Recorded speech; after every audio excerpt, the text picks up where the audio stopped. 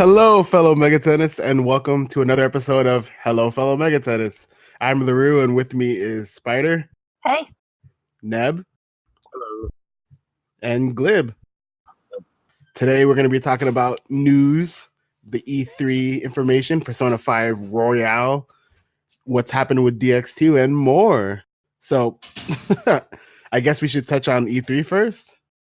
Did you guys read the article where Atlas/Sega kind of announced what they're going to be doing for E3? Yeah, I read their PR statement. Just copy pasted their email. Yeah. The news, man. But I think it's funny because, there's that meme where everyone's constantly going, SMT5 is dead. And basically right after that, you see the flood of people complaining about it, about not having SMT5 stuff. And I just don't understand if everyone willingly doesn't understand how Atlas works or how game development works or how E3 works. But we want it now. Yeah, I think it's just like at this point a meme, I guess. Not really care. It's really fun. Yeah, I think definitely probably the majority of people just use it as a meme, but I don't know. There's probably a ton of people out there who genuinely think that there's like information being withheld just so Persona gets more spotlight, and that us real Mega 10 fans are being oppressed or like some bullshit like that. Yeah, I mean, aren't we being oppressed? I feel like every day I'm being like held at knife point, someone like passes by and like calls me a casual or something. Someone shows me a picture of Kasumi and asks what the SMT5 protagonist looks like. Like constantly just barraged with being put down. And all I want is SMT5 now. I want the trailer. I want the release date.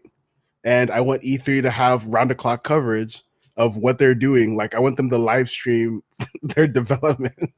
Hell yeah. I'd pay for that. I feel like not knowing isn't really an excuse, though. Because, like, if you really cared about SMT5, you look up interviews. Like, it's not that hard. Like, you can just look up SMT5 interview right now on Google and find, like, 10. Yeah, but it is just a low-effort meme. They're not going to put in that effort to actually research anything. I hope you're right, Neb. I love the optimism. I hope you're right. Yeah. Well, I mean, there's much cooler things in this press release anyway than SMT5. Mario and Sonic the Olympics. Oh, wow. They're bringing it back.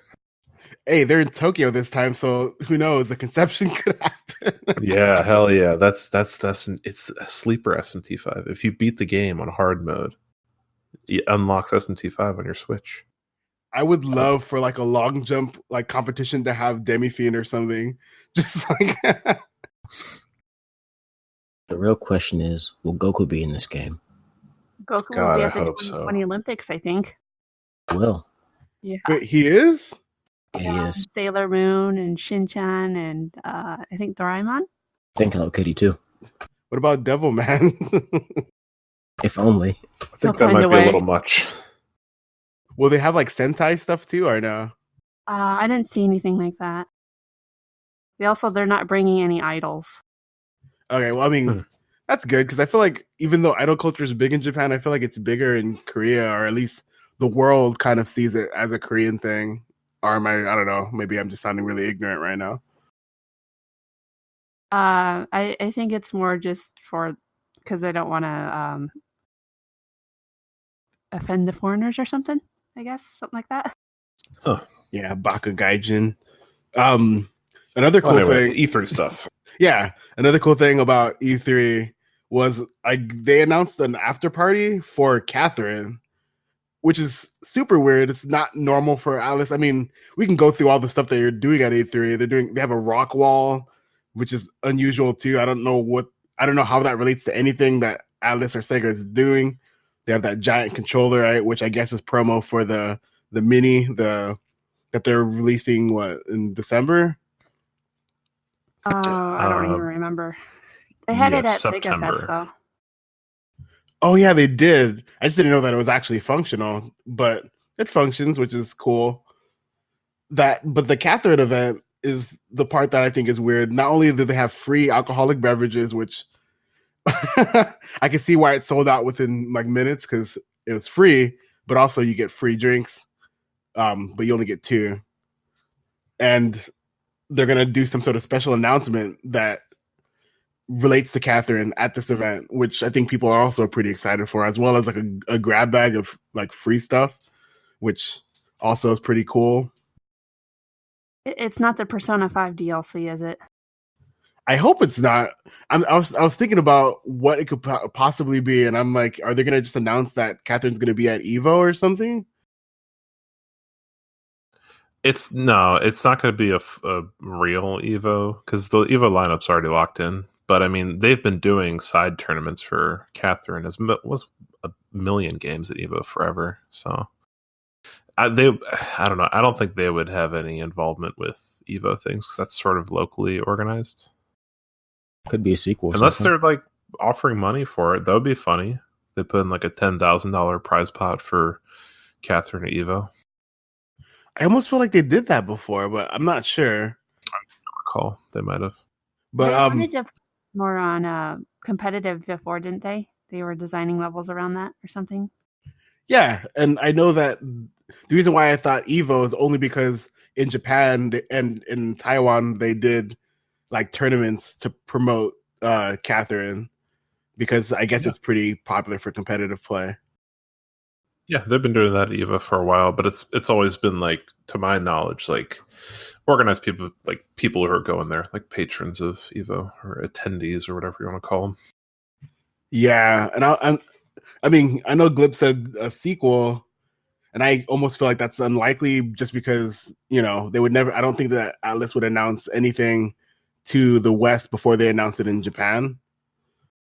Either it'd be simultaneous, or it would be like Japan, and then we get the same news like whenever Atlas PR wakes up in the West.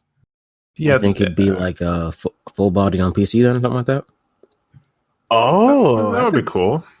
I feel like that's possible too, because they did tap the shoulders of somebody else to do the port, so I think that's possible actually. Yeah, I feel like it's not going to be anything huge. Like, I don't think they would reserve this weird party thing to announce like a gigantic effort. Probably something small like the PC thing, or some DLC or whatever. If it's the Persona DLC, that would be the funniest thing. I actually would be. I would laugh. So I didn't get on the guest list, but I'm gonna be in the line. Just outside the doors. Yeah, creeping in, sticking your head in. I'm technically not in the room, okay? They say that they're gonna have a line for people, and then if there's room, they're gonna let them in. And like, I have a tendency to show up to things very early when I want to do it, and I'll show up early, and I'll be the lamest person waiting outside like 2 hours before the event starts. But I'm gonna do it, and I'll wear a gold jacket to match the whole golden playhouse thing. Well, when you manage to sneak in and subdue the security guards, report back on what the special announcement was. It's gonna be the DLC. The more I think about it, I feel like DLC. It just doesn't make any sense for it to be anything else, unless they've announced that already. The host would be like, "Why is everyone disappointed?" The only other thing is, I do know that that scrap escape room thing. Like, I remember they did the Persona 5 thing, or they announced that. Like, maybe they're announcing a collaboration with Scrap, or maybe they're announcing a collaboration with any other Western company. I don't want to deviate too much, but do you guys remember back when Capcom accidentally had Persona 5 merch on their website? Yeah. So I found out why. And the long story short would be that it's Capcom UK's website is hosted by this place, or this other company called Game Legends, which kind of is like I can't think of a equivalent. It's like a Target or something, but I don't know if they have like a physical store, but they basically just have a bunch of nerd related content on their thing, like on their store. And I guess when they were uploading some merch from a small company that got the license for Persona 5, they might have mistakenly had it upload to the Capcom website, which is why it showed up there. It was through that, the Game Legends hosting thing. Because then I found the developer or the person who made the merch. There's some people from Belgium called Level Up Wear. And yeah, so that whole thing, I forget what the point of this is. I guess the point is because Level Up Wear was a very small company that was able to get it licensed to make Persona merch. I'm like, what if they're going to do something like that and they're just announcing some sort of like venture like that for the West, where some company that makes merch or some company that does events is going to do a Catherine thing. I think that's a possibility also. Yeah, that'd be interesting. There isn't a ton of Catherine merch out there, right? To my knowledge, I mean, in the West, I mean, in Japan, yeah, there's like a lot. Like they did Right. this. But over here, Over here, we have like the world. Yeah, we have like Sanshi's stuff, which they have like coasters and like a tank top and stuff. But There's that rave shirt. oh yeah, and the rave shirt. I like that shirt, but I don't want to get confused for rape. But you know, Well, it depends on how it you might look. fold up on itself. Like, what's that third letter? it's a You pretty just cool have to- shirt though. You just have to carry yourself like you don't care what your shirt says, and then people will know that it's something non-threatening, or they'll be amazed that you're able to wear some threatening language on your shirt. It's definitely a good way to never be harassed for your wearing. Yeah. So aside from what we know is going to be at E3 in terms of, because what they've said they're going to have is basically just things that we know are basically done. So Catherine Full Body is basically done, and PQ2 is already out. Do you guys think that they're going to actually announce anything or show anything else in terms of other content like Project Fantasy or SMT5? No, they're I hope- going to have Persona 5 Royal merch. That's about it. I hope they show Etrian Mystery Dungeon 2 or the new Etrian for like a trailer for that. I'd like to see some more updates on I Guess Rim 2, but probably not. Oh yeah, I forgot Atlas and Sega make other things. Yes, they do. Like Mario and Sonic at the Olympics. Featuring Joker. Speaking of Joker, Persona 5 ARG had that character intro trailer released. Did you guys see that? Yeah, that's some cool stuff in it. Yeah, so Cinderella. That's something. Yeah, so not only did we have Cinderella or Cindrion or whatever, we also got that Lovecraft monster, which kind of, so a lot of people were geeking out over Cinderella and just Kasumi in general. And then the other side, like the older fans, were geeking out over the Lovecraft creature. What are your guys' thoughts on any of that? Do you guys care about the design of Cinderella, the persona, or do you think that the Lovecraft monster means anything? I just really like his Kaneko's old Persona art. I think it's really good. I like that. That's about it. I hope it has something to do with the story, or maybe they'll add more Lovecraft or some older designs back in. And hopefully it's not just a one-off thing. Yeah, I think that it'll probably not be a lot of them. I would like it if they brought back some of those old weird designs, like Old One and Cthulhu and stuff like that. Because there are pretty cool takes on something that has become saturated now, but wasn't as much back then. The whole Lovecraft, unspeakable eldritch horror thing. But yeah, I don't think there's going to add a whole area for just that, but it would be pretty neat if they did. Yeah, I almost feel like it's just like I don't want to spoil Apocalypse, SMT4 Apocalypse, but and the way the Diamond Realm DLC kind of called back to a lot of other things related to like the older SMT games, I feel like there must be something that's gonna be like that for Persona 5R.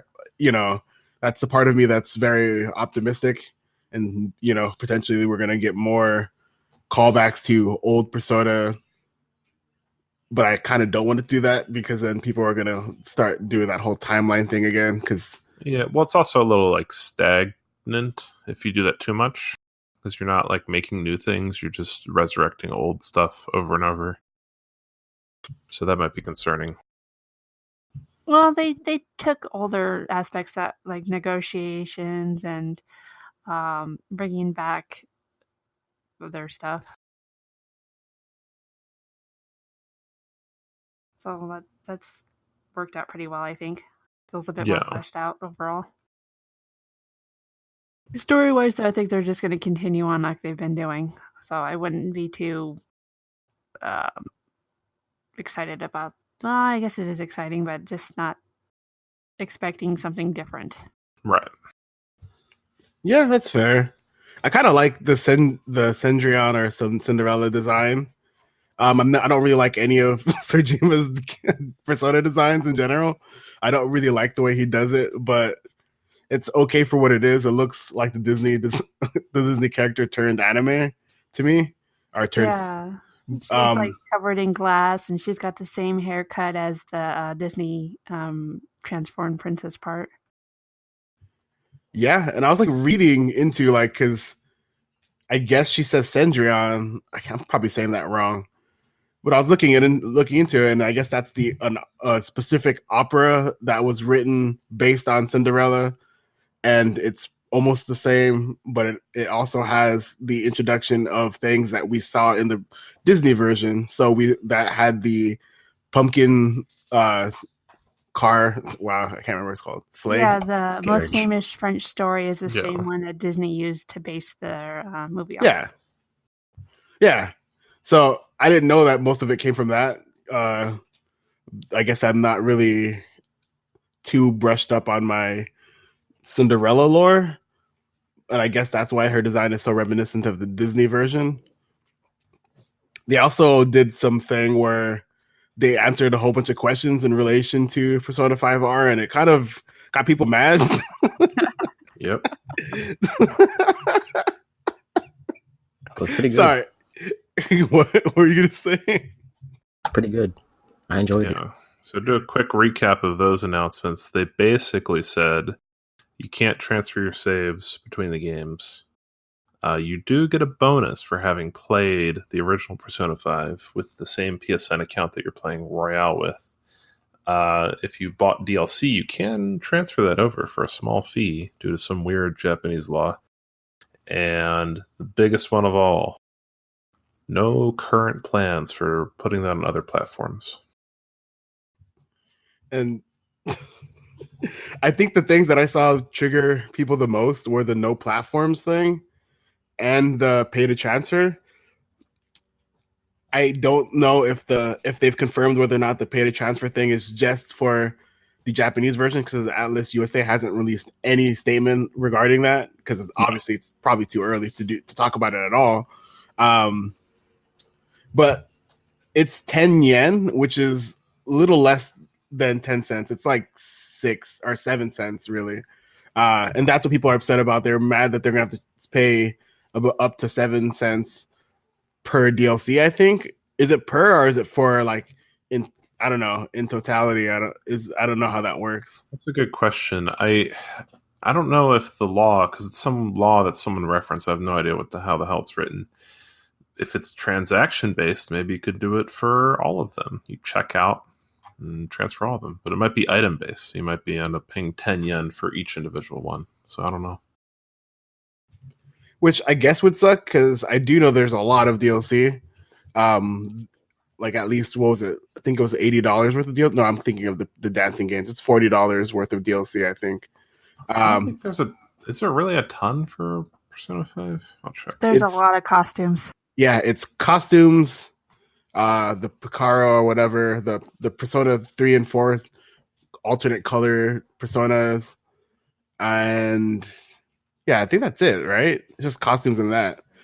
I can't really think of anything else, and I know that it rounds out to around $45 because yeah. So it's a lot of money, but altogether, what? Let's say that it's $10 per deal, or I don't know. I think that at most you're going to spend 60 cents more than you would have if you just transferred it. And I don't know how transferring works with DLC in general, so I don't know if this is a normal thing where if you bought Witcher 3, but then you bought the remastered Witcher 3, would you then have to pay to transfer your DLC? Is that something that they normally do for all games, or is this like a Atlas thing and that's why people are super mad about it? Yeah, well, they said it's a Japanese law, so I would imagine it would only apply to Japanese companies operating in Japan. But I don't know if that's a law for anyone operating in there. I don't know how it works. But yeah, I looked at it. It's like 30 different DLCs that are paid, probably 30 plus, and it's 10 yen, which is like, how much is that in real dollars? Like, Yeah, it's like 7 cents or okay, 8 sure. cents. So that's like $2 grand total if you bought all the stuff, and if you already paid $100 for all this DLC originally, maybe an extra $2 isn't a big deal. Yeah, it won't probably be that big deal. I remember it's saying you could transfer your Persona 5 PS3 content over too. So for the bonus. Oh, I didn't know that. Yeah, I only know about the save game transfer. Or not the save, the DLC transfer and the bonus you get for having played it before. Apparently you have to upload it to something or other. Their cloud service or whatever. Yeah, upload it to their cloud service. Which, I mean, it's a really weird situation. It's going from a PS3 game. It's really a PS3 game. And they're doing all this work so then you could actually play it. And people are complaining about the no save thing, but from what we've seen so far, it seems like it's going this game might be a little too different for a save transfer to be viable, or at least that's my defense for Atlas. Well, on the website for Kasumi's profile, it says she starts the same time Joker does, so she's there from the very beginning. That's a big change. Yeah, I mean, it depends on how they like set up their save game infrastructure, but like even with something like the available personas in the compendium and stuff could mess all that stuff up pretty badly if they're saving that content in a certain way. That you have that, and now you have to like alter that save file to account for all that stuff. So especially if they're adding new demons in. Yeah, that's one of the points they made. So they're definitely, I mean, they're at least adding that weird Lovecraft thing. So they're definitely adding new stuff in that regard. Yeah, and it totally makes sense. And you're going to be playing it from the beginning anyway, probably. So whatever. And obviously, the thing that was the funniest / most painful to know is that Atlas released a statement that there are no plans for other platforms, in terms of porting. And people were super disappointed. But I also think that there's two ways to think of this. It's either confirmation that there's not going to be a Switch port, so stop asking, or it's because, well, any company that's actually working on a port, I don't know if they would say, oh, we're porting this right in the middle of trying to sell it for the PS4. You know what I mean? It doesn't seem like a good business strategy to say that they're going to have the port when they're trying to actually get people to buy the PS4 version first. I think that it's I don't know. They're pretty open about porting, though. I mean, they were asked about a Nocturne port, and they said maybe. Yeah. They were asked about some other ports, and they said maybe. And this one, they're like, no, there's no plans. Yeah, it's pretty clear. If it's an exclusivity deal thing, that's one thing, but they would have no incentive otherwise to drive to one platform, especially if it's not a multiplayer game. If you're a multiplayer game, you might want to do that. Drive people to one platform if you don't have the capability or infrastructure to do like cross-platform play. But yeah, if you're a single-player game, you want to expand to as many platforms as possible if your intent is to just make money, But I'm thinking this is probably still some kind of exclusivity thing. Or maybe the system they've built is hard to port or something. I don't know. They figure it's not worth the resources. Yeah, that's the other thing I was thinking, because this is one of the games that they made a custom engine for, which I feel like then creates the problem of how to get that to work with the Switch. And the Atlas, the team that's working on it, none of those people have experience with the Switch. So it's kind of like, why would they do that? Or why would they even try to do that before they have any experience, unless they hire an outside source? If it is their own engine, then that explains why they don't want to outsource it too. Oh, yeah. So our detective agency solved all those issues. The other thing, PQ2 is out. Have any of you guys played it? Yes. No. I play good games. Wow. So, I'm the only real gamer here. I played it. Well, I didn't. I've played the Japanese version. I haven't played the actual version. Yeah. Oh, sounds bad. I haven't played the English version. I played the first, the one in the correct.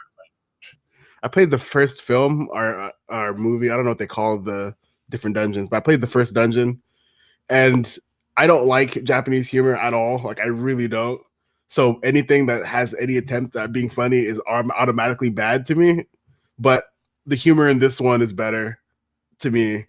Unlike PQ, where I was like eye rolling and I felt really upset that everybody was just like this weird one note version of how they're supposed to be. So instead of having like Akihiko, have other personality traits, he's just like, oh, protein. Yeah. And it's not funny. It made me want to like stop playing, which is why I stopped. And still like that in this one. What? I heard you still like that in this one. Maybe the people that I picked to use are good people, characters that I actually like. So then I feel like that's another thing. For instance, I really like the P3P protagonist, the female protagonist. So I like that, and also like that you don't have to use the protagonist. The game has a lot of improvements in terms of gameplay as well. So I've never played an Etrian game. I've only played Strange Journey, so those are like my only points of reference. And so far, it's good. Neb, what do you think? Yeah, it's cool. I haven't beaten the first dungeon yet because I've got a lot of stuff going on. No, that's not true. I'm playing the harder game for our secret spoiler class, so I don't want to hear about it. So anyway, more news on that later. Yeah, I like it more than the first one. I think that the characters from what I've seen are still the same, what you're saying, like one note, ratcheted up meme versions of the characters, but I was expecting that, so whatever. But I haven't really detected any big departures gameplay-wise so far, but I am pretty early on, so I'm having a good time, though. It's neat. Yeah, it's a cool game so far. All right, and that's our PQ2 review. So, yeah. I guess moving on, D2, our DX2 for the people who don't educate themselves, had a whole bunch of updates. Orgate 2 had its expansion. Pragvardi exists. And we have a whole race of coming. Wow. We have a whole new race coming, which should have Bugaboo in it, but for whatever reason, Sega are idiots. No. Actually, I saw this weird poll for like which dry demons people want, and obviously Huapo had the most votes, and Bugaboo had like 3 votes. It had like, and I was really mad because I'm like, I should just go to Japan and kill these people. Everyone who voted, I should like track their IPs or something and figure out how to do this, because they did like Jay Silent Bob style, except actually just kill them. Because how do you not like Bugaboo? But he's not in this game, and there's another good reason to quit if you're on the fence about whether or not you want to play still. Alternatively, Gogmagog's in the game, and he's a 5-star demon, so that's a good reason to play, because Gogmagog, although not as memorable as say Jack Frost or Jack Ripper, Gogmagog is excellent. I feel like he's probably, if we're gonna redesign the artwork for this podcast, I think that I would make Glib Gogmagog, because he kind of reminds me of why? Because he's worthless. Don't do this. He has 7 weaknesses and he has no good stats ever. No, because Glib is transparent with his emotions, and he's probably big. I feel like he's a big boy, and Gogmagog's pretty big. He's like a giant. Isn't he based on like a giant art thing? Yeah, he's based on a weird, like, I don't know, the British are they have like no culture and they're weird and dumb. They stole like these Bible terms and they were like Gog and Magog were, or Gog Magog, or it might be just one word. It refers to some kind of biblical thing. And then the British were like, also, it refers to these giants. It's like, what? What are you talking about? So I think it's based on that version, not the Bible stuff. Huh. A legendary giant. And I feel like Glib is a legendary giant, or I'd like him to be. Then bad news, the servers are all going to merge. So the Chinese one, the Japanese one, and our server all coming together to make a really bad server out of these okay servers. So now we're going to have all these people who have really good demons because the Japanese and Chinese people are the ones that are paying for and keeping the game afloat. Everyone in silver has Masakato. So if you're someone, gold 3 yet, man, come on. So everyone who's plays in America get used to being bronze forever. I'm bronze now in real life, so it's fine. You'll learn to love it. What do you guys think about any of the DX2 stuff? I just beat Argate 2. That's news. Like the additional content, you beat that already? Yeah, level 20 or whatever. Yeah, Beelzebub is there. He's cool. Cool. He's very easy. Yeah, well, guess what? It's not really spoilers. I haven't beat 410 yet, so I'm sad. I haven't even started Argate 2 level 11 yet, so I'll get there eventually. Okay. I think probably, maybe. Yeah, they start to. The maps are still huge, which is the idea is to get you to waste all your steps there, exploring it. But they started to add like sort of, old school dungeon mechanics. Like they just put in like floor traps that move you. Teleport puzzles. Yeah. So next up, Argate 3, it's going to have teleport puzzles and blind zones too. It's going to be really good. And everyone's going to love it. My favorite is the one where you fall through the floor and then it auto moves you. No. That's a good one. If you're listening, Sega, please put that in. You are forced to use 12 steps. Yes, it's especially better with the step system where it can just move you around for 500 steps and be like, all right, now you're in debt. Pay me 100 gems. I keep my gate aids now because of Neb. So I have like 4. So I can do Argate, no problem. Yeah, I have like 15 of them because I never use them.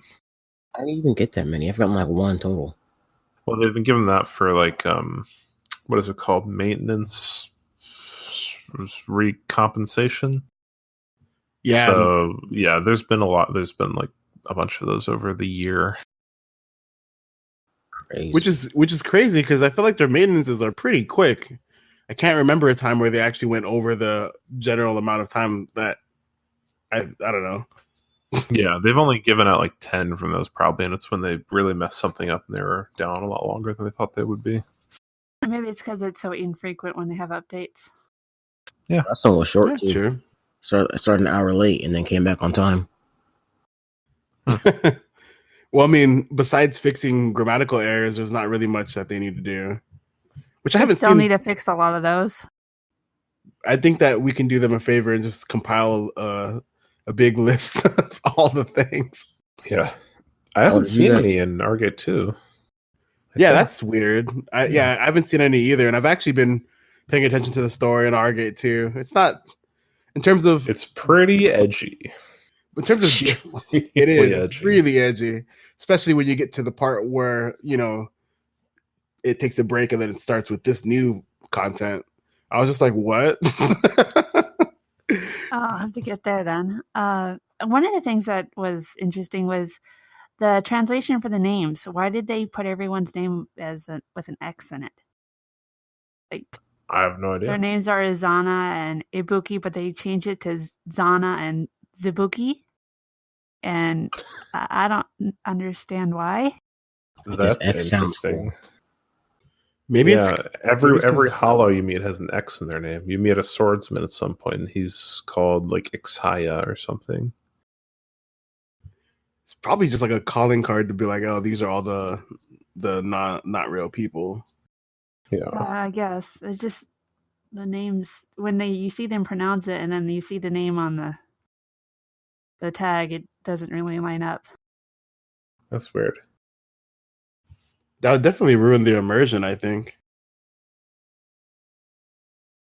Who's immersed in DX2? Me, dude, I feel like I'm in the R gate every day. I feel like I'm grinding out demons, just walking around by myself in a Need techno that world. mag for those demons you'll never fuse. Yep. I have so much Feel mag attacked. right now. It's so dumb because what is the Well, point it's of because there's mag? nothing else to fuse. 10 million, I think, just sitting there doing nothing. Collecting taxes. I have like 600,000.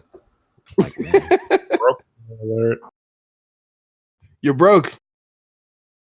He has enough for Huapo. You have Make a hop.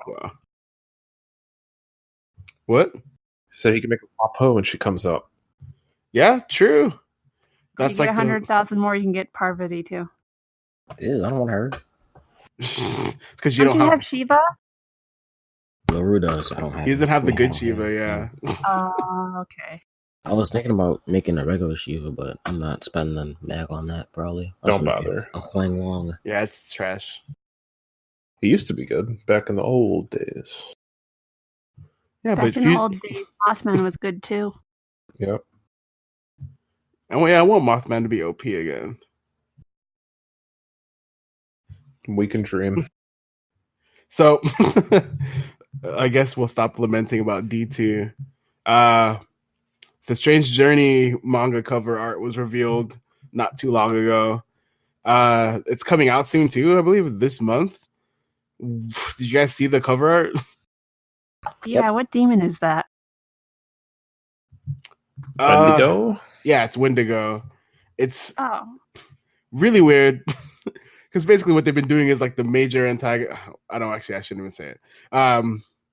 Each cover art is a main person that's very important in that story arc, I guess. Obviously, the protagonist is the cover art for the very first one, and then can't remember how to pronounce her name, but the weird raptor human girl thing, like it's like a bat. I don't know. Do you see whatever it's called?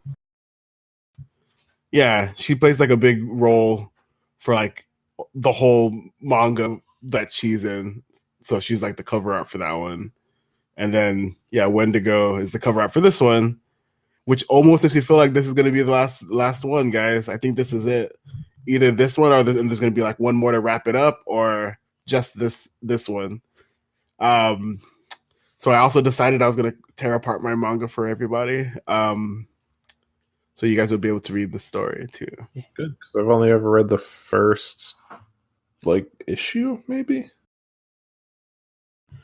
Yeah. Oh yeah, they released the first or the scan laters, the people who like take it and translate it to English. They were able to get like the first 2 or 3 chapters because they were online and scan lated them.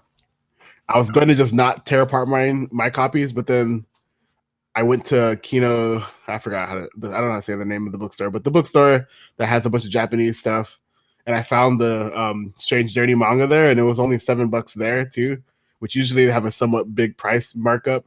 And I was like, it's so cheap, and it's not a long series, so I guess I can just take that sacrifice. The only problem is I hate scanning, and it takes forever. So you guys will probably get it this around the same time, length of time that it took to get SMTF. So, but the cover art looks cool. I'm really excited for it, and I feel bad like talking about it all the time because like no one else knows anything. But it Seems like a cool thing, good to raise awareness, but yeah, it does also seem tough to get a hold of. So maybe this will help get more people interested in it. Check it out. Yeah, it's pretty nice art, at least for the characters. The art's good, and like, I don't want to like say what happens, but the action is well drawn, and they have like some callbacks to just Megaten in general, which I thought was pretty cool because I didn't really expect it. So it's one of those things where what the reason why I like most Megaten manga is that usually the directors for the games that were involved are that they're adapting or like are the mangas relate to, they're like involved with the writing process. So in this one, Eiji Ishii did have some sort of role with the way the story plays out and why, like how it makes sense with Strange Journey Redux. And it's interesting because you can read this and never play the game and it's still pretty good. Or you can play the game and read this and be like, oh wow, this is like pretty cool. And it ties together in a way that's more involved than, let's say, Synchronicity Prologue, where if you play that, like there's not really a whole lot of deep connection with Strange Journey, I think. Right. The 4 mangas also elaborated on some stuff that was never explained in the games. Yeah, and I didn't really like the so I had like a thing where I really didn't like SMT4 that much until I read the mangas, and I'm like, these make the game a lot better because they explain things, you know. Everyone should read those because I think they're both in English. No, Prayers isn't. Oh, rip. So everyone read Walter's story because it's pretty good. Ew. Oh, you're like one of those. We'll check out once you scan it in and do all the work for us first. Yeah. So if Sega and Atlas are gonna sponsor us, just please like PayPal me like $14, Atlas. Speaking of books, I don't know if you guys saw, but the Sorjima art books, the one that's just his work and then the one that's more recent with the Futaba cover, they're actually being printed by Udon in English, and I saw that they're taking pre-orders as of last Friday, or actually Friday, so that was yesterday. And I think they're releasing it this year in December in English, which is pretty cool because Udon is the one that handles basically all the art book translations for all Megaten stuff. So even SMT4's art book was translated by them. So if you guys are hyped for Persona 5 art and everything else related to Sojima's work, as well as Persona 5 or Persona Art Studio, so like all of the other people who do art for Persona, it's all combined for the second book. I think it's a worth it purchase. It's like $30 to pre-order it right now. So that's cheap. How does English factor into? Are there interviews or something or descriptions of this process? So almost every like portrait and whatever would have some sort of like commentary. It's like, so I guess the difference between a Kaneko art book and a Sorjima art book is a Kaneko art book has almost nothing until you get to the very back. It'll have like just little commentaries on what he did or what he was thinking about when he designed the characters or demons. And then the rest of the art book is just like gigantic portraits of the demons.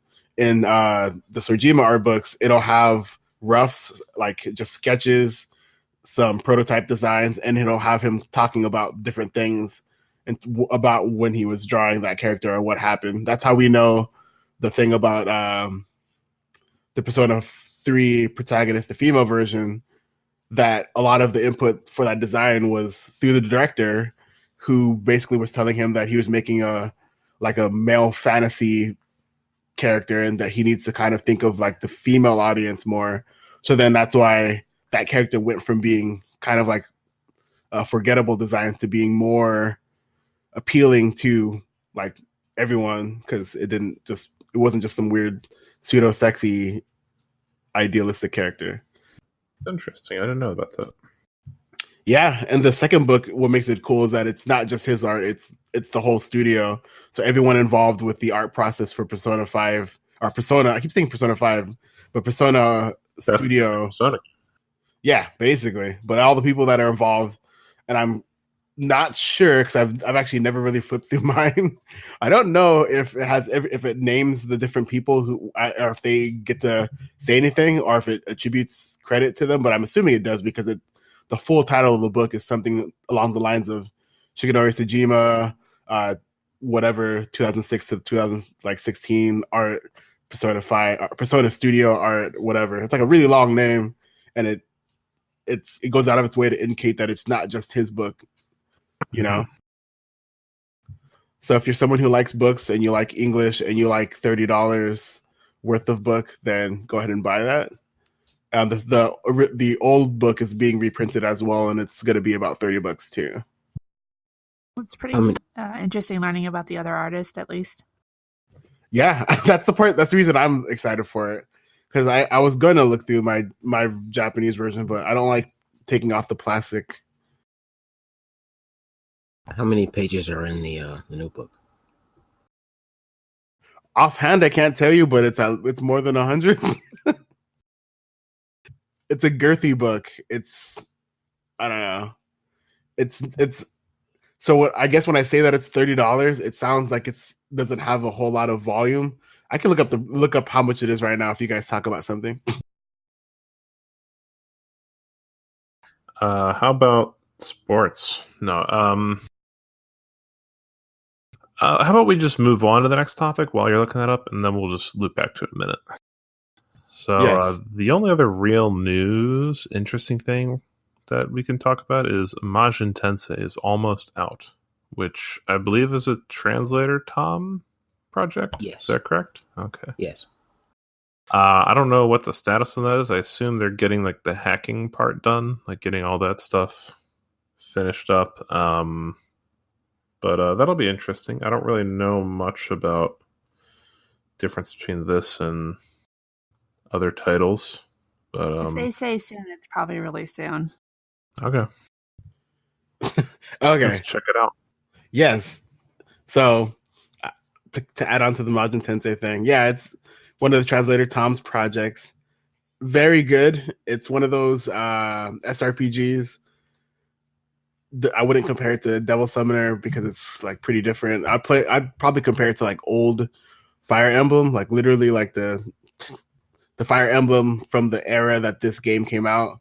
Compare it to that, but then add the recruitment elements from Mega 10, and that's basically what it is. That sounds interesting. Yeah, and if you like Strange Journey for its sci-fi elements, this game also has a pretty good like amount of sci-fi elements too. Well, I mean, it has a heavy sci-fi theme, and I liked that about this game. Same thing with Majin Tensei 2. They're connected also, which is nice. Have you guys played either of them? Nope. Not yet. Gotta check it out when it comes out, though. I played the half-finished Majin Tensei 1 translation like 5 years ago. And I hated it. It changed your life? Sure. Wow. It made me the real Mega 10 fan I am today.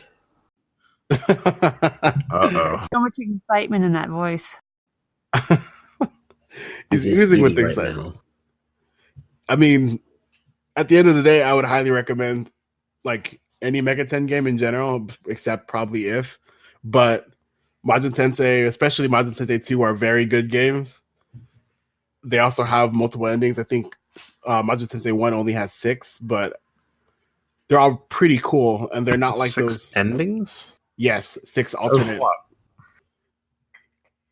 I say only because I don't know. Maybe I'm just kind of thinking of SMT9 because it has 9 endings. Yeah, that's the standard. They all usually have 9 endings. That's the normal one. Yeah. Well, how many endings does Nocturne actually have? Like, all jokes aside, it's like what, like 9 endings, right? One like where 6, you fight God. Like 6, right? Is it 6? I think it's 6. I mean, Crucial, there's 3 paths, there's Demon, there's True Demon. And the best one, 6 or 7. Freedom, which is the best one. So there's 7. That's more than Majin Tensei. So Majin Tensei needs to step up its game because 6 is obviously too low. And also to add to the Sojima thing, 208 pages is how many pages are in it. So if we take out like the credits and whatever, it's probably around 180 pages of actual content. There's also an interview in there. but we already know the interview. That's 6 pages per dollar, right? Thank you for that. You should work with numbers for a living. Yeah, that's a good idea. So those are all the topics. Neb's going to narrate the questions. Yeah, the actually good part of the podcast where you people give us your terrible opinions and we talk about them. So to start us off, we have sort of 2 questions that are pretty similar. So we'll sort of probably talk at them at the same time. The first one comes in from @TallestGeese on Twitter, who asks, what's y'all's opinions on the, quote, easier Mega 10 games? There's a clarification, like SMT4 Apocalypse, one's derided for being more Persona. I guess DDS also counts as easier than main legs. I guess this is supposed to be mainline SMT. And we'll sort of also lump in this question from @MEDIOT, who asks, why do fans hate Apocalypse so much? Which is sort of a more, I don't know, I feel like these two are very related. So first off, what do you think about the easy games? The easy ones for babies? Spider, you go. I'm fine with it. It's not exactly always engaging. Like with 4, I just breezed through it and it was whatever. But I still like the game a lot. Yeah, I think they have a place just like any other game. I think there's value in having a game that's really challenging and unforgiving and makes you want to die, sort of. But I also, I like Kirby, Kirby's like a game for babies and it's still fun. So it's cool. As long as it's a good video game, I don't see what the problem is. Glib and Leroy, what are your takes on the easier games? Well, in my opinion, none of these games are really that hard after you get the hang of it. So, in my opinion, I found Nocturne to be the easiest. So not the easiest, but it's pretty easy. I thought it was even easier than 4 and 4A, just because the stuff surrounding it. Aside like the dungeons and stuff, like the puzzles. But I don't mind it as long as it's fun, atmospheric. It's all right. Yeah. A lot of the games just have a high difficulty curve. Your learning curve, I should say. But once you get over that, it's really not so bad. Yeah. I feel like this question is weird because they're asking about games that are more Persona-like. And I'm trying to figure out, their example they use is Digital Double Saga, which is not what I would think of if I thought of a Persona-like game. Yeah, he sort of adds that as a tangent. I don't think it's supposed to be linked to Persona because he's saying it's just easy. It's considered easier. If I had to guess, I think they confuse people not liking SMT4A for being Persona with it being easy. Maybe that's it. Maybe I don't know. Yeah, I think people more deride it for the thematic content, which we'll get to in a second when we talk about why everyone hates it. Okay, that's fair. So, because my take on easy games are games that are beatable quickly with little effort, and that would be a game like Jack Bros, or because obviously Jack Bros is my point of reference for every game. Jack Bros or How You Live Your Life. Yeah, or almost any of the Game Boy games are pretty easy. They're under 10 hours of gameplay usually. The Synchronicity Prologue was pretty easy too. Yeah, that's like less than 5 hours of gameplay, and it's super easy. Even on its harder difficulty, all it is just don't get hit, or try not to get hit as much, and shoot more, and then you'll kill everything. So it's not. I don't think that easy. When I think of easy Mega 10 games, that's what I think of, and I don't care. Like everyone else in this podcast is saying, if it's fun, well designed, atmospheric, blah blah blah, it's good. And I think that most, if not all, Mega 10 games could be considered good to some degree, with some, I guess, variation.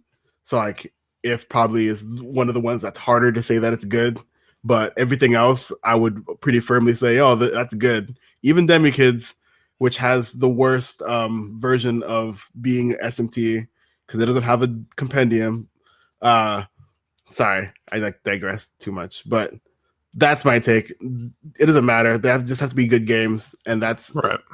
And if you don't enjoy it, then don't play it. So I don't care if somebody who doesn't like Persona likes Digital Devil Saga. I like Persona. It's fun, so I play it. Especially Persona Q2, like out now.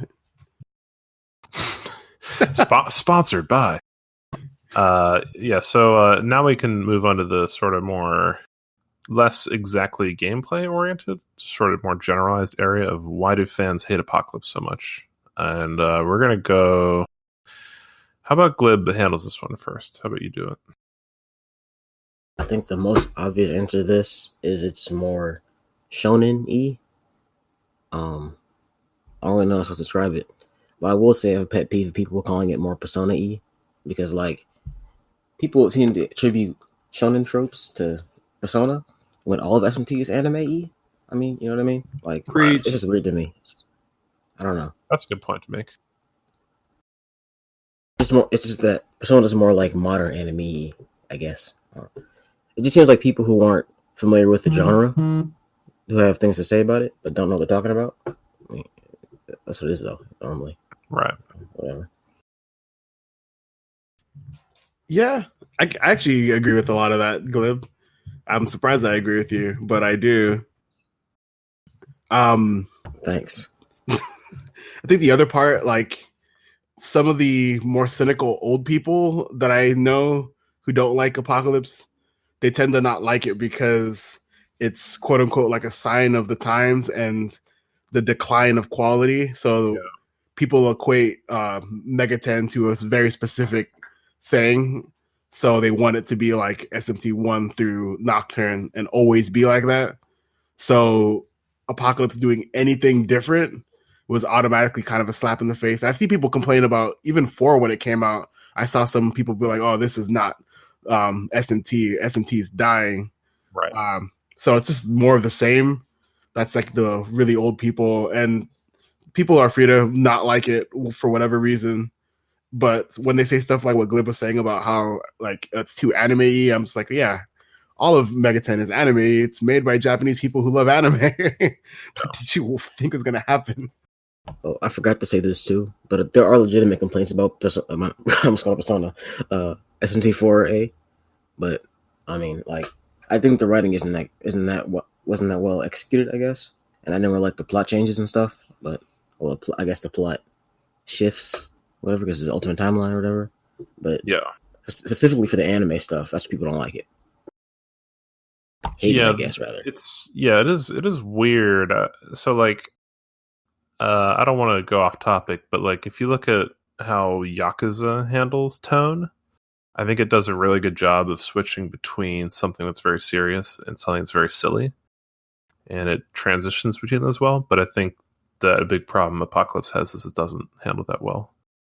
It's like there's this looming threat of this gigantic snake thing that's going to eat the world, and well, I don't want to spoil anything else, but lots of horrible, like cosmic level threats to the world they know, and people they don't like really act in a way that's normal. They act very goofy and silly, and not as reserved at times when it'd be appropriate. So I think that they mismanage the tone a lot, and that's sort of one of the main problems.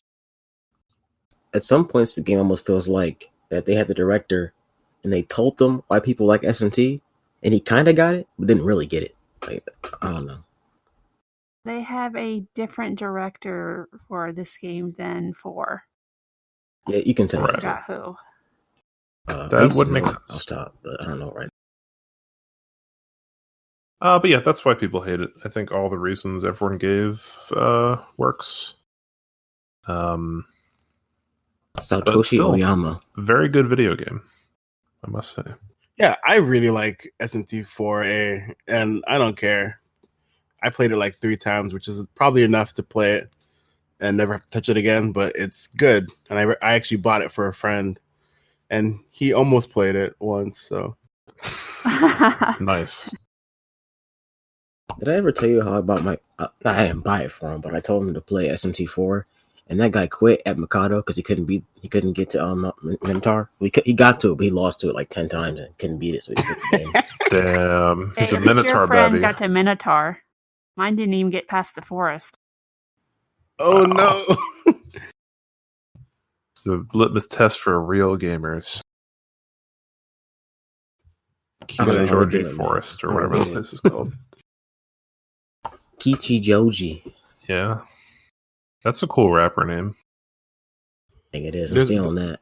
No. Next All right. question. Well, yeah, I think we got that one pretty thoroughly. Next up is these two are actually kind of related, but we'll do them separately.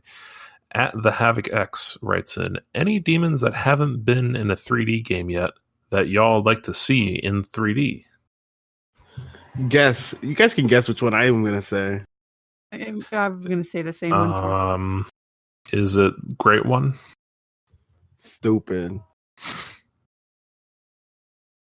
I was gonna say Suki Maneater, Gumball. but she's in fucking. I was thinking of all the stupid if demons. Oh, Holy She's Ghost in would be DX2. great. Yeah, Holy Ghost. That would be great. we got to meme him into existence. He's got to be the next meme demon. Let's beg for him on the DX2 Facebook. Yes. If you don't add Holy Ghost, I'm going to quit. But the other one is Bugaboo, obviously. Bugaboo, come on. I can't believe they didn't add him in D2. Just They will, don't Why? worry. He's got to pay for it. me? I would actually buy gems just so I could try to get Bugaboo. That's how real it is. What about you guys, by the way? Yeah, I would probably take my entire paycheck and just try to buy Holy Ghost, just because I want him to be my friend. I wouldn't buy Bugaboo, but my answer is Frost Ace, of course. No Stupid. superhero here. What? Whoa. Okay, I feel attacked right now. Yeah. My real answer is I would like to see some of the Lovecraft stuff done in 3D because some of it's pretty detailed in the 2D sprites, and I think it would be cool to see it in a weird, shiny 3D glory of I don't know, maybe SMT5 or something. I'm looking forward to seeing Doy's Jack Frost in 5. That's going to look so cute. Yeah, I love his redesign. It's Mothman too, and is the other guy. Yeah, his head's a lot rounder when Sorajima draws him, so hopefully they get a new model for him too.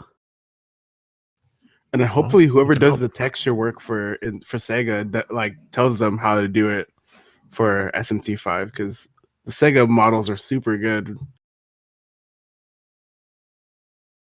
Or, I don't know. Yeah. Well, I think we got that one. This is pretty related.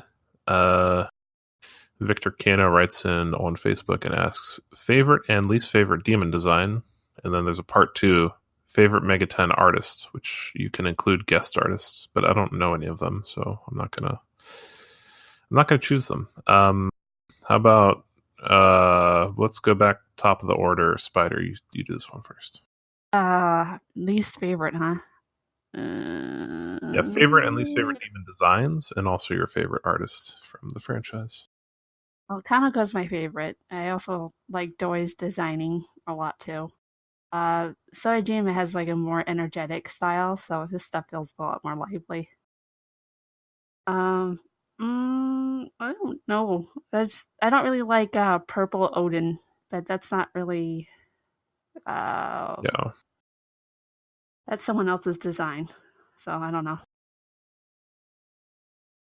Favorite design? There's a lot I like, but favorite just changes depending on whatever catches my interest at the moment.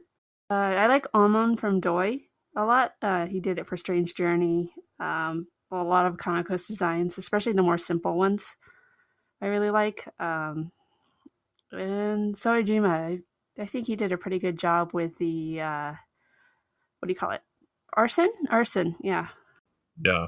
That Not was so cool. much the later evolutions, though. I really don't like those for 5. They look kind of.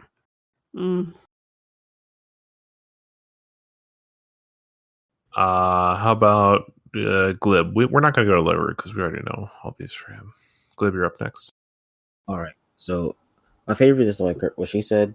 It changes by the day. I'm gonna say Trumpeter right now. I just really like the design. I like all the things except for like David. Wow. What's wrong with Anyway, David? It's such a David's good a gangster. interpretation. I just don't like it. It's That's a all it is. great design. I can't believe you, Glib. You make me so mad sometimes. This is now a David themed podcast. Early Megaton designs are garbage. Oh, let's go to the next one. Least favorite.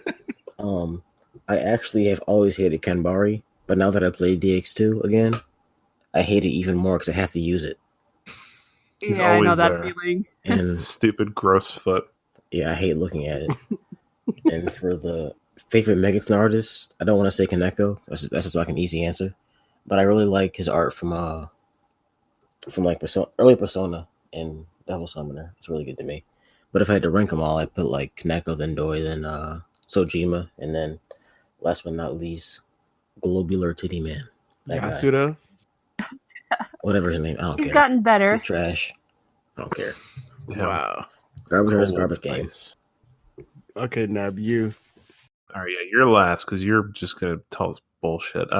So my favorite demon design. I mean, the meme answers are Mothman or Holy Ghost. I do really like them, but I don't know. Favorite demon design, it's so hard. Yeah, he's really cool. I think he is really, really cool, and that is sort of my avatar now. I love the design of Matador. A lot of the fiends. Skeletons are very, very cool. I'm a very pro skeleton person. I think they should have rights. I don't know. Yeah, it's hard to pick that one. Any of those are great. If you give me one of those and that has to be a roommate or whatever, I'd be totally fine with it. But as for my least favorite, I'm going to go with every version of Odin that's ever existed. Oh, no, actually, Gold Odin's cool. I was thinking of Zeus. Every version of Zeus is bad. Yeah. Yeah. Well, I Gold think Odin's Lightning tight Ball as shit. is Don't ever okay. disrespect it. I'd Yeah, go with Lightning this. Ball Zeus is trash. Who thought of that? Don't Glib you thought of ever that. show me that. Hello, bro. That's not a demon. That's like a obstacle, like in an arena or something. It's not the god of Olympus.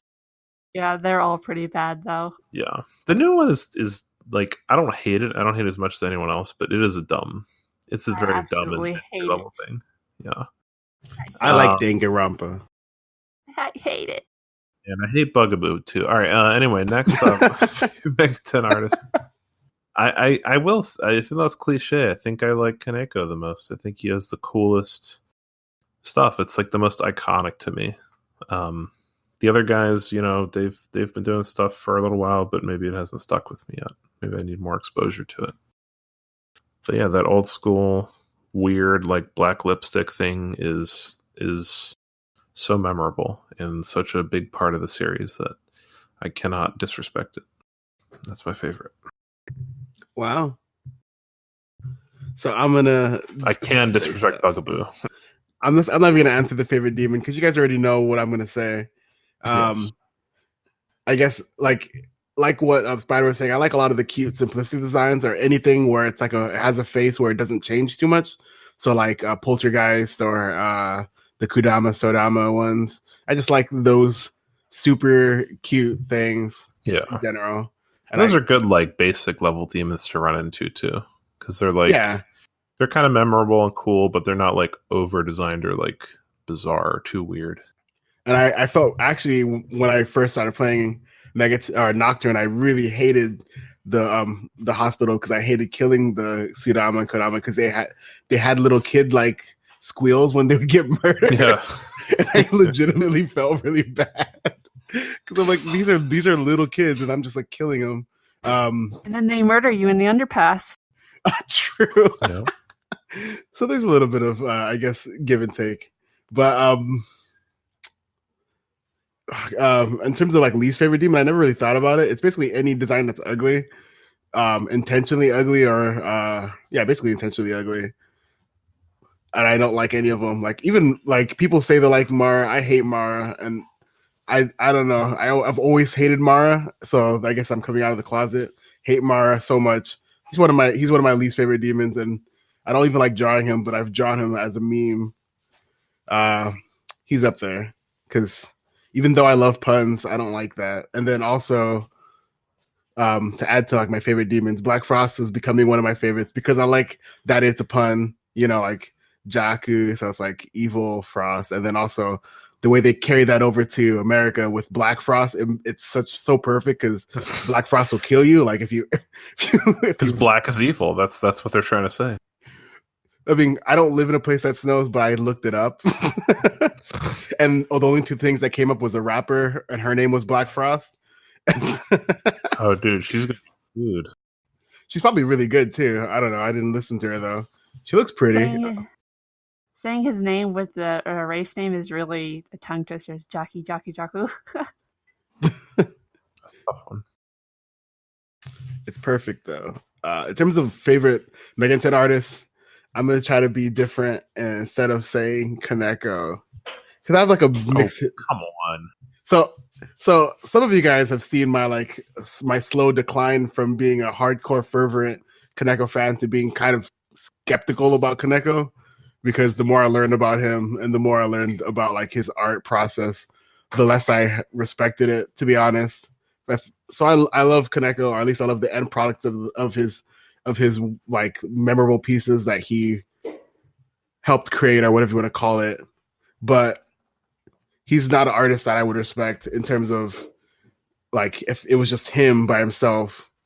I wouldn't like it nearly as much, because if I look at his really old stuff from SMT1 or like even Digital Devil Story 2, I don't like that art that much. It's not memorable to me. It just looks like cliche 80s, 90s fluff. And where his art becomes iconic is when he starts collaborating with all these other people, or having a process that's a little different, where it's not him hands-on the whole time. So that's why I kind of mark him down a lot. And he doesn't even like art. So it's like he has a lot of things that bother me. Neither do I. That's why I like him so much. We have similar interests. And plus, a lot of his most famous like characters are like stolen from other things. Anyway. Wow. Put on blast. So what is your favorite then? You just spent 15 minutes deriding the god himself. We're gonna get so many dislikes and unsubs now. He references his stuff pretty openly, though. It's not. Yeah, he does. He says exactly what inspires him, and if you read any of his notes, which pretty much no one does, he tells you exactly what's going on through his head, and I like that.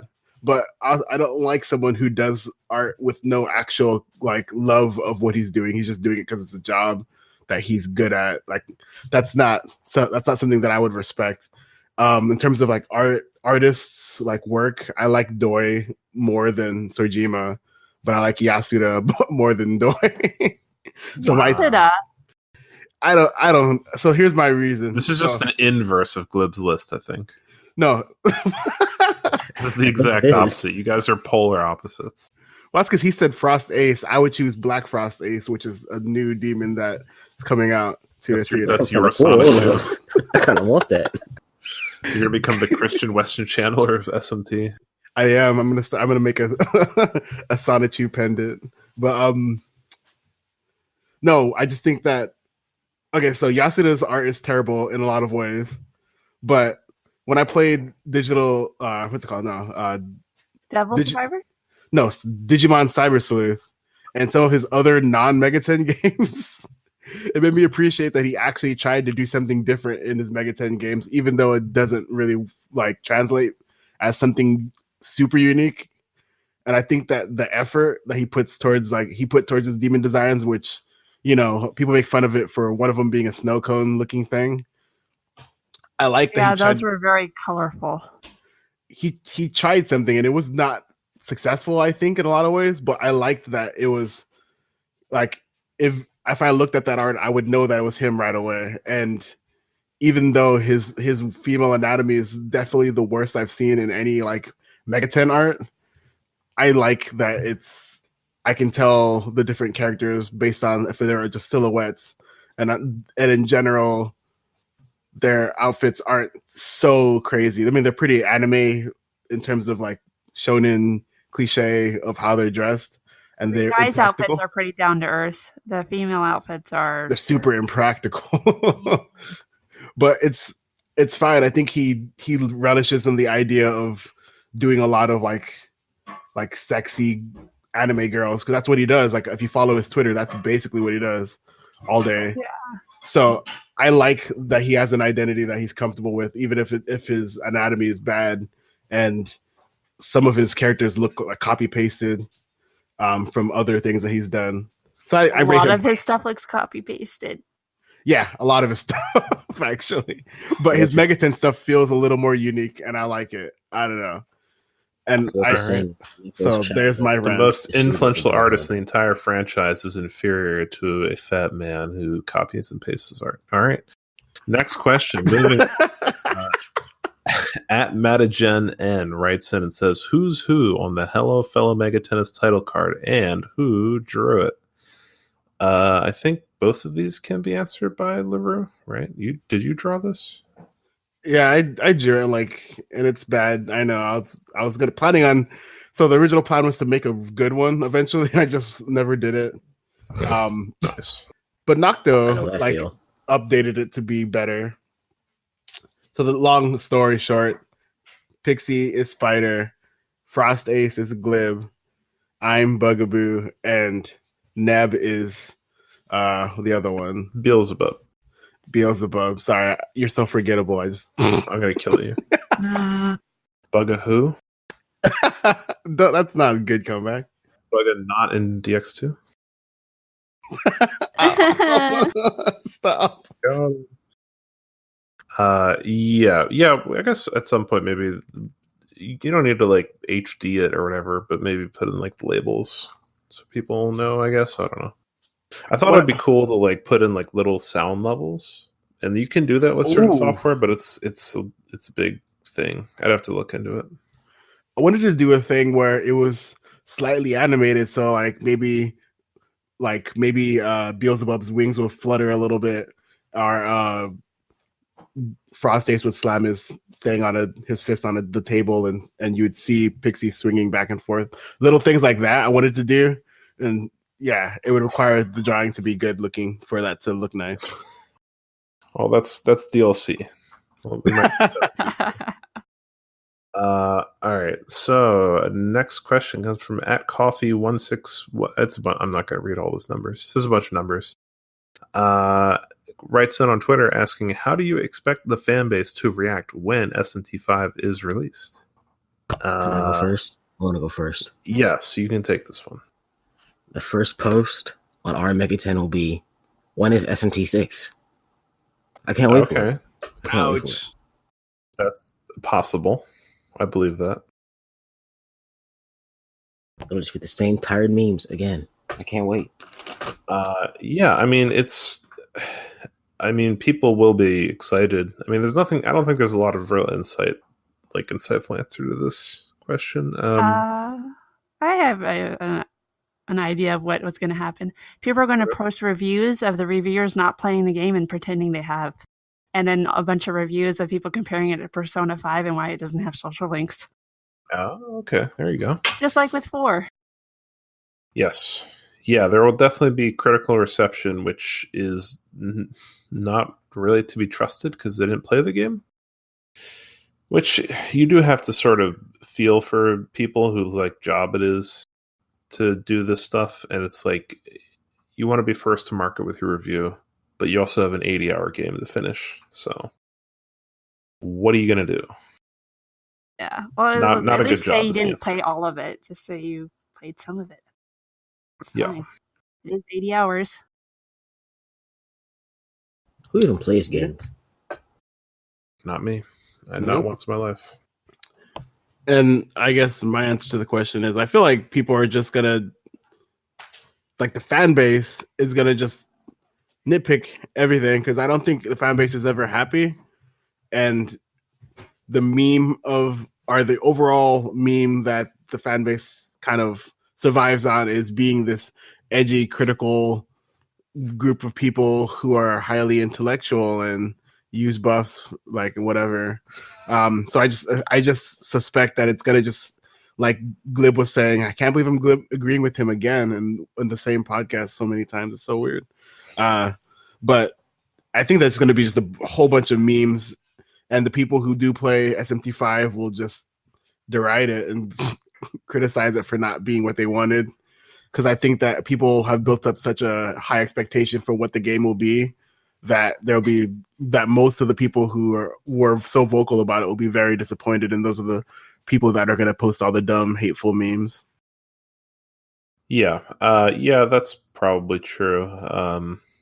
I feel like expectations haven't blown out of completely proportion so far, but it's very possible that they will. And it will be funny to see people melt down because, the game isn't what they want it to be. Whether Hopefully in scale or design or what. Yeah, hopefully everyone dies. That's a good point. I always pray for that. Yeah, I think we mined out all the content of this one. Next question is from @Hios.io. I don't know how to pronounce this. It's a bunch of letters with an underscore in the middle. On Twitter, writes in, who would be the best casting choice for Chiaki in a live-action Nocturne film, and why? Is it Demi Lovato? Oh. He's attached images of an actress who was relevant, I guess, maybe 15 or 20 years ago, and she's wearing a lot of denim, so I think that's the joke. She wears denim just like Chiaki. And very 90s. Yeah. Yeah, I'm going to say yes to this question, I think, is the proper answer. Sure. Yeah, good job. Good denim-based question. We always need more of those. Yeah. I don't even know. Like, if I was going to answer this seriously, I don't know too many actress names. So I would just say someone who looks like Chiaki and wears a lot of denim. And I think this picture that he attached, she's wearing a lot of denim, so... She's kind of old, though. Got half of it. I prefer someone who doesn't look like Chiaki and can act. Oh, yeah. Acting good is probably the most important part. Yeah, the rich dialogue. You really got to replicate that. World of denim. Maybe the what was it? The light novel has more character to it. Who knows? Yeah, she is different. They're all kind of different in the light novel in the sense that they have way more characterization. Osamu is the funniest though because he's like he gets really wimpy. Well, yeah, Demi Lovato is let's fund it, let's cast it. I'll be executive producer, so let's get it going. Vodka FFEE writes in on Twitter and asks, this isn't a real question. It sounds more like a command, which is concerning. It says, serious conversation about why Mothman is so appealing. Mothman's forced meme. He's small and fluffy. Yeah, what Mothman's actually great. Mothman memes are getting a little old, but I don't know. I think it became a meme because he's sort of a weird, whimsical, bizarre-looking creature from the early designs. Like, if you look at his face, he has this weird blank, like, downturned smile, like a frown sort of thing. So he looks kind of dumb and weird, but also kind of creepy. In later designs, it looks really cute. Like in Persona 5, that version looks very cute. And he looks so sad when he gets knocked down. But, oh, yeah, that comic of that is funny. Yeah. Yeah, people like him now because it's the meme, but also he's a fun, cool design. And it's especially funny based on the fact that he's like supposed to represent a weird West Virginia monster sighting urban legend. So that's an extra layer of entertainment in my opinion. Because he's not just like, oh, it's a moth. He's like, oh yeah, this is representative of like a monster that supposedly killed or kidnapped people or whatever in some backwoods state. No, what it did was it heralded everyone to let them know a bridge was going to collapse, and then the bridge collapsed. Wow, this is a deep cut. No one is going to understand what the fuck you're talking about. Deep lore. Just watch the Mothman prophecies. It's almost like it. No Mothman in it though. It Someone, just heralds disaster. That's all. yeah, someone go back and edit It's Mothman fluffy, prophecies to trumpeter. include. Yeah, It's trumpeter. Yeah, it should be a fiend in SMT5 to be honest. Moth Fiend. Okay, so the There are next fiends in question 65. is what? I'm thinking Persona. I'm tripping. Yeah, I don't know. Anyway, next question is by Kevin6049 on Twitter, who asked, it was, I guess, the nemesis of Vodka FFEE, because he asks, who would win in a fight, Mothman or Godzilla? He's just perpetuating the Mothman memes while this other guy wants them to stop. Godzilla has definitely taken out a moth before. Yeah, I think Godzilla's stats are probably higher, just on a base level. Yeah, I think you would have to do like I feel like Godzilla would be one of the things you have to special fusion for, and it'd be like a really complicated, hard to get thing. Yeah, he'd be a multi-fusion with like Satan and stuff. But it's I worth kind it. of want Godzilla in SMT now. Maybe if you use Dynamax on Mothman, then it'll be an even match. Possibly. Yeah? Yeah, Godzilla, all that whole monster franchise would be a crossover, wouldn't it? I mean, the size wouldn't make any sense, but whatever. They could figure it out. Does that ever make sense though? For the size, like Yeah, well, like you'd have to scale them down or scale everyone else up, and either way it'd be weird. But anyway, we got 2 questions from @Scruffy on Twitter.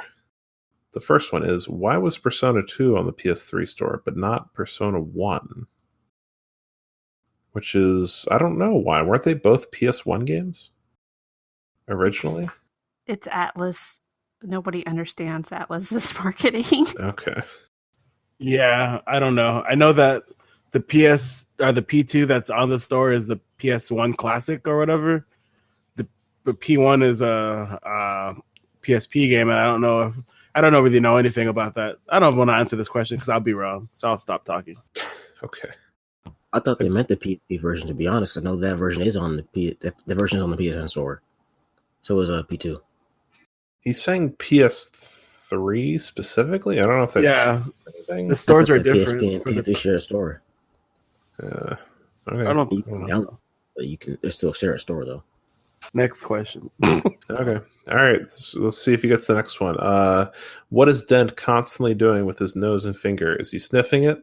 No, this is, for anyone not in the know, this is referring to the Strange Journey NPC in the loading bay area, who he's doing a weird like JoJo pose almost, where he's like kind of leaned back and he has like his thumb and his forefinger like over his mouth and he's smiling and like winking at you. And you play the counting game with him. You play a couple games with him, I think. I think it's just meant to be kind of mischievous and maybe a little dishonest kind of look. It's this cool anime pose. Yeah, it's like a scoundrel JoJo pose, like a villain pose. I feel like it's that thing in anime where they like rub their nose and when they're trying to be cocky, like what Spider was saying. Yeah. Oh yeah. Like boxers do that or something, fighting people. I don't know. Yeah, good. Yeah, he's always like that though. He must be in horrible pain from keeping that pose all the time. His nose is like really raw. That's the space madness. All right, so Rahul Ghosh writes in on Twitter and asks, since we are getting Persona 2 EP Personas back in Royale, I wanted to ask, what are rare mainline demons you want to see come to Persona games in the future, especially any of Doi's demons? He says he likes Krishna the most and he wants him to come in. I guess we sort of had a question like this before. Who do we want to see in 3D? But I guess this is a little different. Any rare mainline demons you want to see to Persona games? Terminator. Hey, that's a good one, actually. Good job. Okay, yeah. Terminator is... Actually, I want to retcon. He's one of my favorite designs. Yo, Luru, stop patronizing me, bro. Come on now. I'm like just surprised by your quality of responses today. That's awful. That's what I'm saying, bro. This is what I'm saying right here. Is that rude? Very. Sorry. It's a very polite take. Yeah. I think we sort of touched on this a little bit. I was like, the Lovecraft stuff is cool. Bring that in. Although maybe that's from Persona games, not from. Do they do Lovecraft stuff on mainline, old mainline? Yeah, I think so. Old Persona. Okay, I don't know. Yeah, I don't know. Bring David to every game and make him the main character.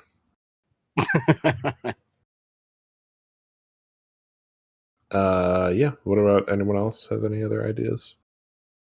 I don't think you'd see certain demons like Krishna or Bugaboo because they're story related. So you probably won't see those go over to Persona at all. Right. Yeah, the Krishna especially is a little too specific, I think. It'd be cool if we saw that more because he's got a very interesting style.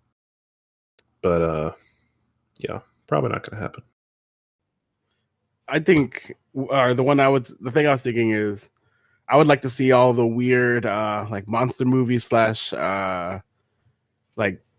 Stephen King demons come up, like the car. Oh yeah, Christine, yeah, literally any of them. They're all I don't know. It's just fun, and I feel like they would fit well within Persona because something about Sea of Souls or whatever. Yeah, I mean, like with the usual system they had before 5 was those dumb generic shadows. Like you've had like Hulk Hogan, you can have a car. It's not a big deal. Yeah. And with the current theme with 5s, with all the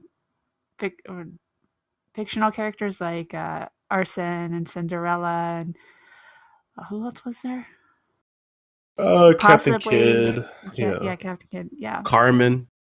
Zora. Well, she's fictional. I don't think she is. Oh yeah, you said fictional. Captain Kidd is the only one who isn't fictional. He was a real person. No, Saiten Tessei is fictional. Yeah, Goemon's real too. Yeah. And possibly, he's sort of both. Dumb LaRue, that's a video game. Possibly the Pope? I forgot her name. Oh, Johanna. Yeah. That was up in the air though. Yeah, I don't think she was that's a real real person. Was she? Oh, she wasn't. I feel like that's fake. No, yeah, I mean, like stuff like Goemon and like Joan of Arc were like they were probably just. Well, no, that's not. It's not Joan of Arc. It's the person who supposedly was a pope that was actually female. No, I'm saying separately. Not. Oh, okay, never mind. Sorry. Like Joan of Arc, Jeanne d'Arc, or whatever they call her, the dumb French version. Yeah, people like that where they're like mythologized versions of real people, where it's like it blends the barrier between like fictional and real, because like a lot of the stuff about them is totally fake, but it's based on real people, sort of. So I don't know. Yeah, we got one more question, but it's pretty dumb. Do you guys want to do this one? It's dumb. No, we can skip go it. ahead. Yeah, whatever. Okay, all right. Me, I guess. Yeah, no, LaRue's he's more points. He has more votes. He has 2 votes. You have 1. No, Glib has half a vote. Oh shit! He has 4 times as many votes. Yeah, I guess that's it. Any other updates or anything you guys got, or what? My birthday's in 2 weeks. Mine too. Or mine's in a week or a week and a half. Thanks for stealing my thunder. Happy birthday, Spider, and everyone send Glib trash in the mail. Have you guys ever done that thing where you look 9 months before to figure out when you were conceived? Yeah. No. I don't want to know. So for me, it's you go November and it goes back. It goes to February. Oh, St. Happy Valentine's Day, baby. Day. Hell Yeah, you were a Valentine's baby. Whoa. Hallmark helped make me a being. Glib and Spider were in September, so I don't know. That would be my dad's birthday. Oh, jeez. That's way worse. No, that's good. Because at least you know that there was love intention. It wasn't just like, oh, All right, we should end this. All right, are we done? Okay. This is the Catherine tie-in, my guy. Yeah, this is for the secret adult only Catherine podcast. All right, thanks everyone, and have a nice rest of your life.